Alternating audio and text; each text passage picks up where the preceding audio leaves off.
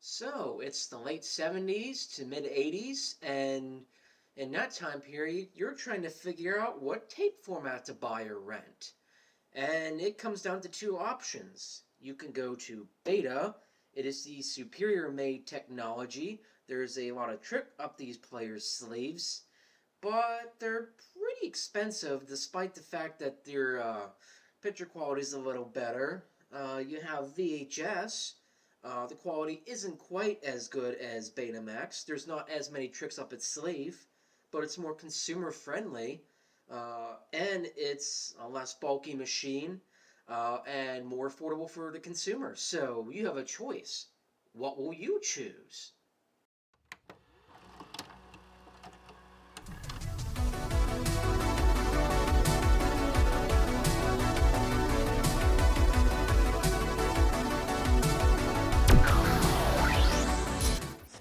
Hello, and welcome back to the 20th Century channel.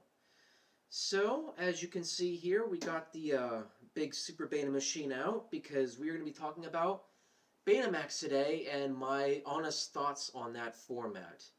I guess you can call this a second video in a series of videos I'll just simply call my honest thoughts. As you may know, my love of obsolete and old analog media is partially the reason I call this channel the 20th Century Dude anyway. I've had many series, discussing or mentioning or being, the forefront and fulcrum of those series, such as Is It Broke or Fixable, or my home video demonstrations, etc., etc. But a lot of the times I don't tell you what my honest thoughts are about a lot of these formats. I bring these out to demonstrate like all the time, but I never really tell you what I think of them. But that's what we're going to do today. We're going to see what my honest thoughts are on the Betamax forward. So let's fast forward and get through this as quick as possible. So for those of you who don't know what the Betamax format was, Betamax was a tape format from the 70s and 80s that got caught in a format war between itself and VHS. Some people throw Video 2000 in there for good measure, but let's be honest, that never really got a foothold in America, so we won't count that one. Betamax and VHS really shared the initial same goals, which was recording TV shows onto tape so you could watch it later. Television when you wanted it, as they advertised it back then. Betamax was actually released a year before VHS, but consumers eventually leaned more into VHS's favor, sealing Betamax's fate by the mid to late 1980s. Movie companies slowly decided to pull away from Beta after a while due to poor sales, and since more people were buying movies on VHS, and the last movie released on the format was Mission Impossible in 1996, with players and blank tapes phasing out in the next 10 to 20 years. So, what are the benefits to having a Betamax player over VHS, you might say? Well, for one, and it's a detail that gets brought up all the time, the picture quality on a beta tape is much better than on a VHS, although it's really only a slight bump forward. I think between my Super Beta model here and your standard VHS player, especially one made later on in the 90s and maybe a little bit in the 2000s, you're not going to really notice a huge difference at all. It kind of looks about the same-ish, but Betamax has slightly better picture quality than VHS, so there's a positive. I can't really say for sure that there's really a jump in audio quality. Audio is pretty much the same on both tapes, so there's that. The slight uptick in quality has to do with the fact of how the player reads the tape and how they manufactured the tape in the first place. It's a magnetic signal, and it's a little different than how VHS does it, therefore providing a better picture. The way the beta machines are also set up inside is actually technically superior than that of a VHS, but I'm no expert in how these machines work, so I'm not going to be taking these apart and showing you what each gadget and gizmo does inside, because I don't have that kind of technical knowledge. So unfortunately, I can't break this apart and show you that today. Again, I'm no expert. The tapes were also smaller and more compact than that of your VHS, making it much more easier to carry around and take places than you would for a VHS tape. So had Netflix existed 20 years earlier, we could have maybe done a beta mail-in service or something to that regard, and maybe the format war would have turned out maybe a little differently. But who knows? I do find it ironic that while the tapes themselves are smaller for beta, the players themselves are much larger. Again, that is due to the superior machinery inside compared to that of VHS. But apparently consumers were just looking for something different in the 80s. As far as the features are concerned, Betamax was actually the first format to do bookmarking, as far as marking a spot for where you left off, something VHS never did. They never did that. Although I will say that this feature is probably going to be more included on higher end models like this, and not maybe an earlier model or your basic machine. And the bookmarking probably isn't going to be as precise or perfect. But let's be honest, who's going to be worried about bookmarking in the 1980s? To be fair, if you left for your doctor's appointment and needed to pause your tape, the tape was going to be right where you left off anyway, so why bother to bookmark anything? And I'm going to lean in a little bit here, so you'll see me go slightly off picture. And Beta also technically had a lot of, I guess what you would call trick features than what VHS did. And this is a Super Beta model I have here. This is my main Beta unit. Super Beta was a variant of Betamax, and it didn't really get picked up by your average consumer, although it was used in the professional market a whole bunch. And what this did was also drive up the quality more than even what your standard Betamax was. Of course, VHS would counter that by having Super VHS to counter Super Beta, but anyway, you have a lot of good trick features on this machine. You can easily adjust the speed of the tape between Beta 2 and 3 right here. These buttons right there. Of course, you have these three component spots right here if you ever needed to plug in your camcorder and view things that way. You have stop motion and flash motion here, which was a different way of viewing your film while it was playing in the tape. Not quite sure what pitch art does, and I don't know what recall here does either, so I'm not going to bother messing with that. Of course, on here you can switch between the mode being standard beta or super beta, and I flicked this accidentally and almost caused this machine to go on the fritz, so I don't know if that means the super beta function doesn't work on this particular machine, but I'm not going to touch it again. If you do need to manually adjust your tracking, which I seldom ever have to do unless I'm dealing with tape recorded off the TV, you have your tracking knobs, you have the ability to adjust the sharpness of the image. Of course, there's all these recording settings right here, which is kind of nice.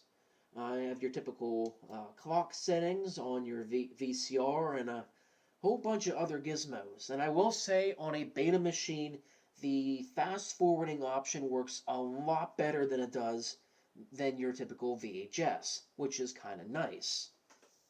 If you want more information on this specific beta player, I would highly encourage you to do some research online, and I'll attach a link to one of my more recent Is It Broke or Fixable videos, where we do open this player up and we go into much greater detail about how it works.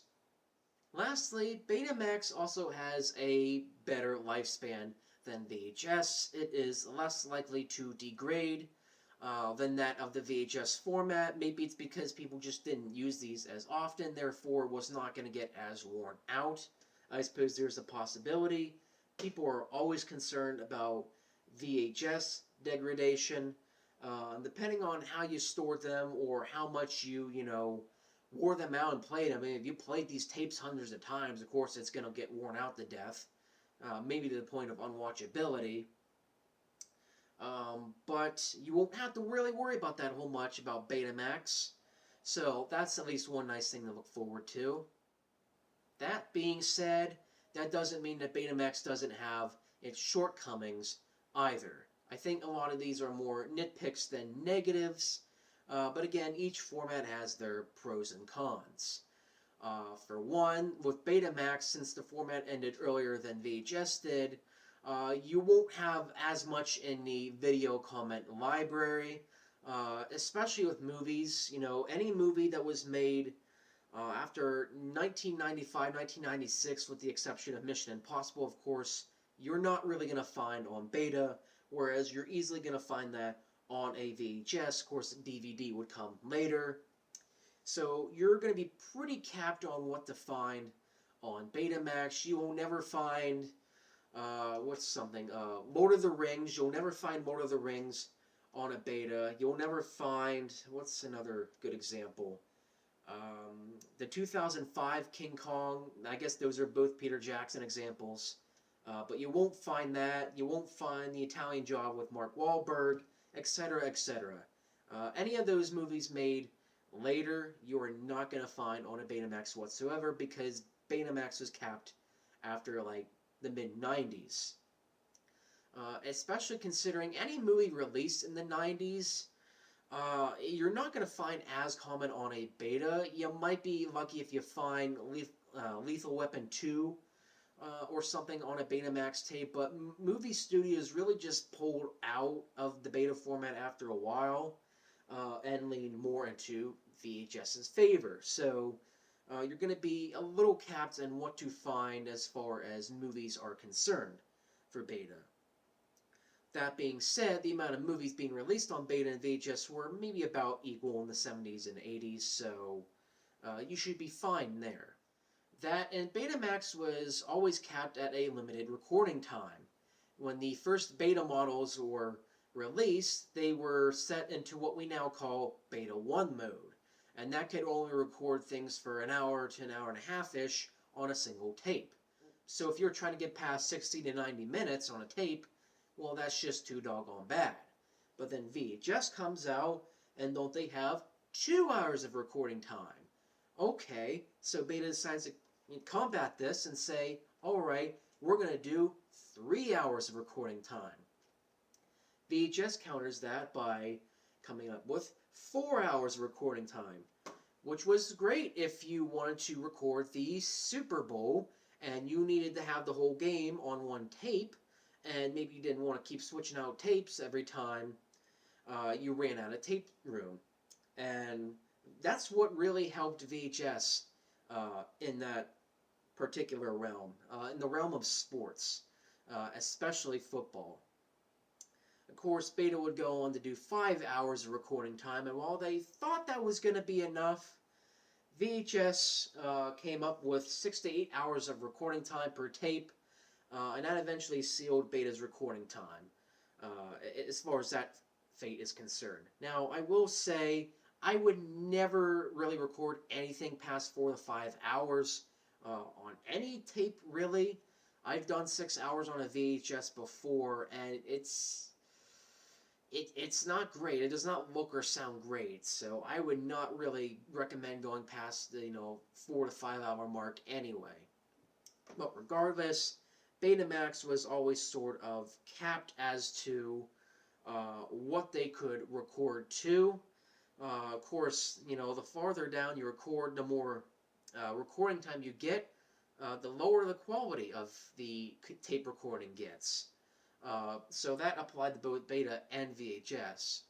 Another thing that went against Betamax's favor, and again, not like this applies too much in 2025 now, but it was less affordable and less consumer friendly than VHS. While this technology was superior, VHS was just more consumer friendly, and the machines are built with more of a simplicity, and that appealed more to consumers. Again, not like that really means anything in the modern age, but back in the 70s and 80s, this is sort of the battle you had when you're at the video rental store and you're like, which one do you really want? Do you want the superior machine that is more complicatedly built, or do you want the simple machine where honestly you don't need all these trick features, you just want to record, your Jefferson's episode of the day and then move on and use the rest of the tape for maybe the news or something else. Again, it's hard to say how many people in the 80s were really looking for a machine that had all these trick features. They probably wanted something with more simplicity to do what they needed to do and then move on. And let's be honest, when both of these VCRs came out in the 70s, putting movies on them was not the number one priority at all. That came really a few years later. What the priority was recording stuff off your television. That was the point. So when you were trying to sell these machines, recording time really mattered over, what movie might have been out on the tape. Another downside to beta is the fact that you really can't find as many of these players in circulation at all. I think that's the fact because they just didn't make as many beta players after a while, since VHS was clearly picking up steam in the format war, but also due to the fact that you're just not going to find a beta unless you're very lucky. You're not going to find them at your local Goodwill or thrift store or yard sale or anything like that. Maybe you could get extremely lucky and find one at like a flea market or something, but that could be a 1 to 2% chance that ever comes up. Chances are you will find your beta on Facebook Marketplace or Shop Goodwill, or mostly on eBay. Of course, you might have to give out pay with a limb, depending on if your player works or not. Whereas you could easily find a VHS VCR at your local yard sale or flea market or Goodwill or thrift store, or maybe your church is giving one away because they don't really see the need for it in their Sunday school room anymore. Everybody just had VHS more, so it's going to be much easier to track down one of these players than it is with a Betamax. Again, these weren't used quite as frequently, so why should you find them that easily? You have sites like Mr. Betamax, which will gladly fix up an old model and sell it to you practically brand new, although again you'll be paying an arm and a limb for that, including whatever accessories you might want included with your Betamax player, because that could be $500 to $600 if you pay on Mr. Betamax. But you will expect it to find it on good condition there, so it can't go wrong. Honestly, I'm just glad that Betamax tapes aren't really that complicated to find. Sure, you might not find them on the thrift store, but you can find lots of these tapes on eBay all the time. So it's not like it's terribly complicated to find beta tapes anywhere. It's just a matter of finding a good working player to play them on. Lastly, if you, for whatever reason, need to repair your tape player, it's just going to be so much easier to do that with VHS than it is beta. For one, if your player doesn't work, your VHS model anyway, you can easily swap parts out of one machine into another. Maybe you need to replace a belt or a circuit, or something's wrong with one of the gears. Of course, people have worm gear problems all the time. Especially if it's the same VHS model, it's just going to be so much easier to do that with VHS than it is a beta. Not that you can't try to repair your beta, but it's one of the reasons while Sony makes great products, and they really do. So much so the next camera I want to get is the Sony FX3, which I consider that to be one of the best cameras out there right now. Sony's always been good with their products, but they're very, very stingy when it comes to parts. As a result, Betamax doesn't really have that type of flexibility. You can't just transfer parts from one machine to another.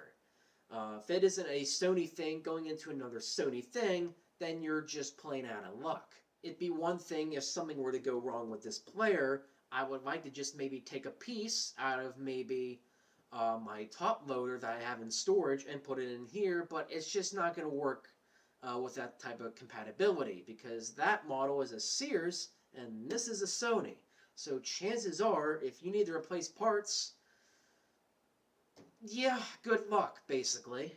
Again, Sony just likes to control a lot with their products, and you can only buy Sony things to go with Sony stuff. Not like VHS, where you have a lot more flexibility in what you can put in the player to fix it, or just repair in general. You're going to be doing so much better off repairing your VHS than a Beta, because Beta is just going to cap you mostly with Sony parts. Also just want to point out that Betamax just doesn't have as much nostalgia going for it as VHS.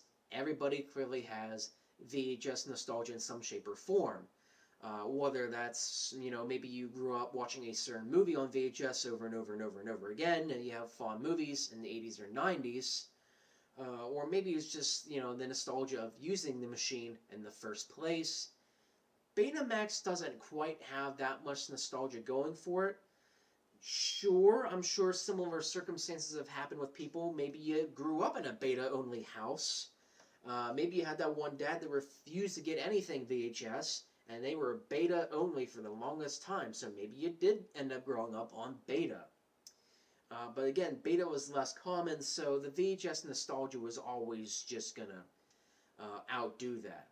That being said, in an alternate universe where maybe Beta had the upper hand, things could have worked out differently, and we all would have been nostalgic for Betamax instead of VHS.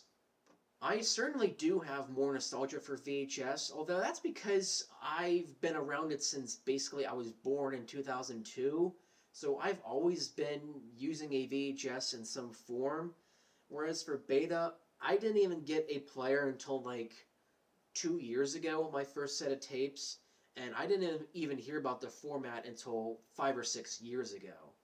I mean, chances are I probably might have walked by one of these when I was a young kid and didn't really think about it all that much, but then again, how at 3 years old was I supposed to know what the heck a Beta tape was? While I do have respect for both Beta and VHS, I really just am an old home video junkie, I guess. Between the two, if I were stuck on an island and you can only have one of the two, you can only have a Beta player with a certain amount of Beta movies, or you can have a VHS VCR with a whole bunch of movies. Ultimately, I'm going to go with VHS. That's no slight against Beta, but I just can't use Betamax as much. Again, it is, while technically superior, it is more capped in other things than VHS. Overall, that's my overall honest thoughts about the Beta format. It is technically superior to VHS, so it is better than that in that capacity. Some of the players have a lot of good trick features and could even do things VHS could not, but again, it was capped in other areas that was capped in other areas that VHS was not. It was just around more often, more people used VHS, and that just wasn't the case with Beta. The consumers were not as won over with Beta, and who knows, maybe even some people working in the rental stores back then even kind of knew where the winds were going to be shifting. So if you're thinking of purchasing a Beta unit or want to learn more about it, I would highly encourage you to do so. I'm going to post a link down in the description below, linking you to a series of videos done by the Technology Connections channel, which goes more into detail about the videotape format war and how Beta machines work, and of course a more in-depth look at their video quality comparisons. So I would highly encourage you to watch Technology Connections videos as well. Anyway, that's all I have for today. Thank you for tuning in today, and hope to catch you on the fly. Be kind and rewind, no matter the format.